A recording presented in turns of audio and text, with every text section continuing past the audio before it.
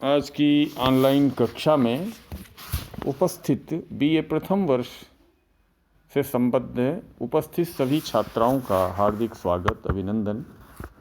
मैं डॉक्टर चंद्रलोचन त्रिपाठी, प्राचार्य राजकीय कन्या महाविद्यालय बहरोड। आज हम कबीर की साखियों की व्याख्या के क्रम में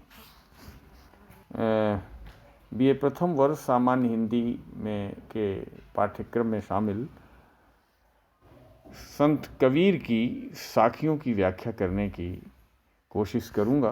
व्याख्या के क्रम में व्याख्या साखी का सबसे पहले पाठ करना चाहूँगा।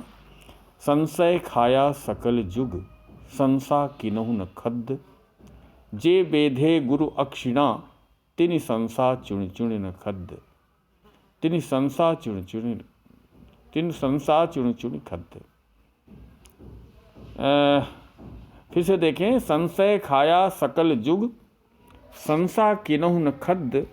जे बेधे गुरु अक्षिणा, तिनि संसा चुन चुन खद्द।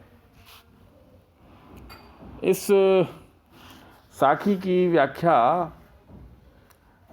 पर अब हम यहाँ एकाग्र होंगे। व्याख्या के पद्धति के अनुसार सबसे पहले संदर्भ देखें, और संदर्भ कुछ इस तरह लिखा जा सकता है। भक्ति काव्यधारा का हिंदी कविता में सर्वप्रथम अवगाहन करने वाले क्रांतिकारी संत कवि के रूप में विख्यात निर्गुण भक्ति काव्यधारा के प्रतिनिधि कवि महाकवि कबीर द्वारा रचित प्रस्तुत साखी उनके गुरुदेव का अंग कबीर ग्रंथावली में गुरुदेव को अंग से उद्धृत है। प्रसंगतः इस साखी में कबीर ने अध्यात्म के क्षेत्र में संशय, और संशय का मतलब अज्ञान, भ्रम, माया, इस बड़ी बुराई की ओर हमारा ध्यान आकर्षित किया है। और कबीर यहाँ बताना चाहते हैं, अगर हम इसकी व्याख्या देखें तो कबीर कहना चाहते हैं कि आध्यात्मिक जीवन में श्रद्धा यानी भक्ति आवश्यक है। श्रद्धा और भक्ति आवश्यक है। जो लोग संशय रखते हैं, जो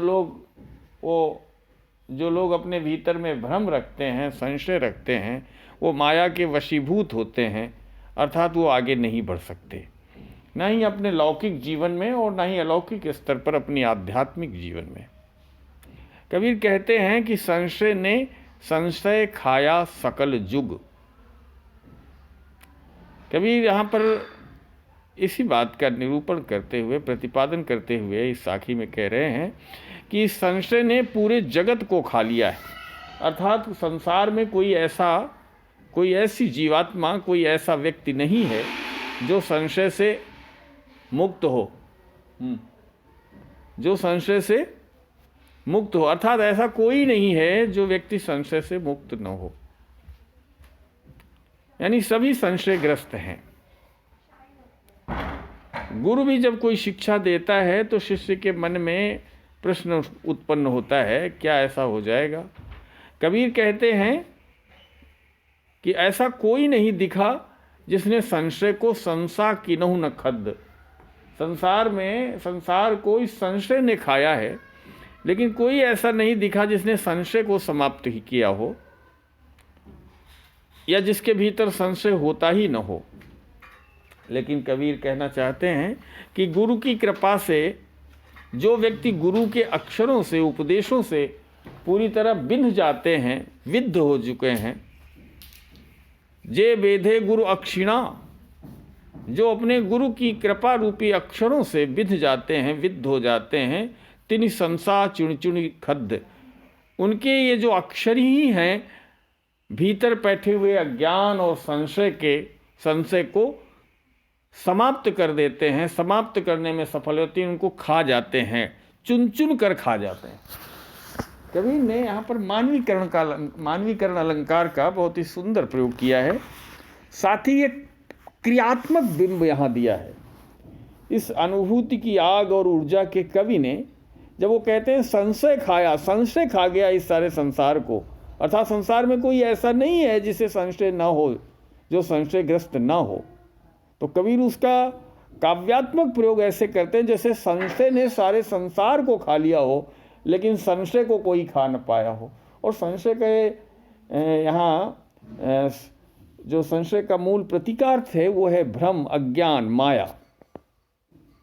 लेकिन दूसरी पंक्ति में यह कृति शिष्य अपने गुरु के प्रति कृतज्ञता ज्ञापित करता हुआ कहता है कि गुरु की कृपा से जो हमें राम नाम के अक्षर मिले हैं, जो ब्रह्म ज्ञान के अक्षर मिले हैं, उन अक्षरों ने, यानी गुरु नाम के अक्षरों से जो बिंध चुका है मुझे जैसा शिष्य, उन अक्षरों ने तिन संसार चुण चुण खद्द, यानी जो व्यक्ति गुरु के अक्षरों उपदेशों से विद्ध हो चुका है वे ही संशय को समाप्त करने में, अर्थात उनके भीतर भरे हुए जो अक्षर हैं ब्रह्म ज्ञान के, राम नाम के जो अक्षर हैं, वही संशय को चुन चुन कर खा जाते हैं, समाप्त कर देते हैं। पुनरुक्ति प्रकाश मोटे तौर पर तो दिखाई देता ही है, लेकिन सबसे सुंदर प्रयोग मानवीकरण का और तिन संसार चुन चुन खद्द, ये उन्हें, यानी ये अक्षर गुरु ज्ञान के अक्षर या गुरु द्वारा दिए गए ब्रह्म ज्ञान राम नाम के अक्षर मनुष्य के भीतर, जीवात्मा के भीतर व्याप्त संशय को, अज्ञान को चुन चुन कर खा जाते हैं। एक क्रियात्मक बिंब मूर्तिमान किया है कवि ने इस साखी में। अगर हम टिप्पणी के रूप में कहें, मानवीकरण, पुनरुक्ति प्रकाश और संशय खाया सकल जुग और स्वभावोक्ति, इनका बहुत सुंदर निदर्शन कवि ने किया है। मैं समझता हूँ कि कबीर की ये साखी न केवल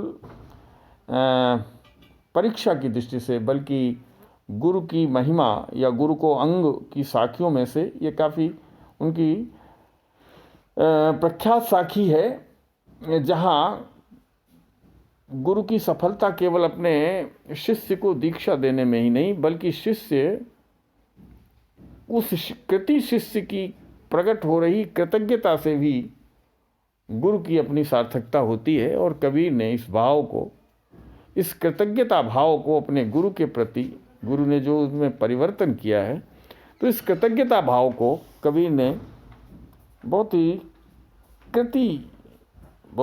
कृतज्ञतापूर्वक स्वीकार करते हुए उसी का निरूपण इस साखी में किया है।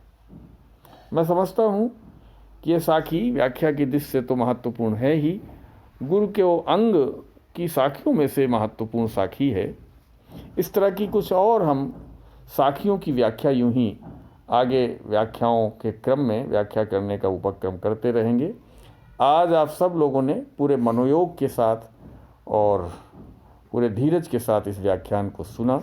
इस सब के लिए बहुत बहुत धन्यवाद।